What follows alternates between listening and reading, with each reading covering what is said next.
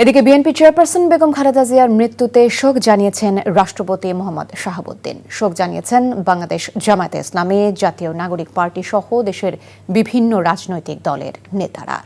শোক বার্তায় রাষ্ট্রপতি মোহাম্মদ শাহাবুদ্দিন বলেন, গণতন্ত্র ও জনগণের অধিকার প্রতিষ্ঠায় তার আপোষহীন ভূমিকা ইতিহাসে স্মরণীয় হয়ে থাকবে। শোক বার্তায় জাতীয় নাগরিক পার্টির সদস্য সচিব আক্তার হোসেন বলেন, শোক ও শ্রদ্ধার সঙ্গে বাংলাদেশের প্রথম নারী প্রধানমন্ত্রী ও স্বৈরাচার বিরোধী আন্দোলনের অগ্রদূতকে দলটি গভীরভাবে স্মরণ করছে।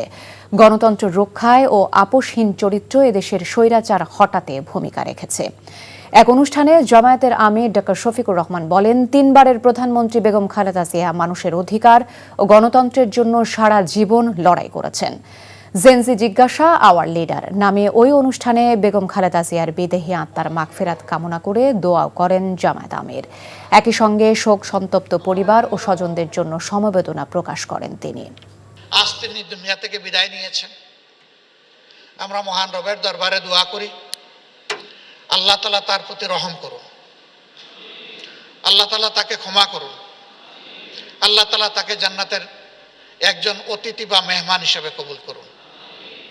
তার পরিবারের সম্মানিত সদস্যবৃন্দ সহ তার আপনজন, প্রিয়জন এবং তার সহকর্মীদেরকে আল্লাহ তাআলা ধৈর্য ধারণ করার তৌফিক দান করুন।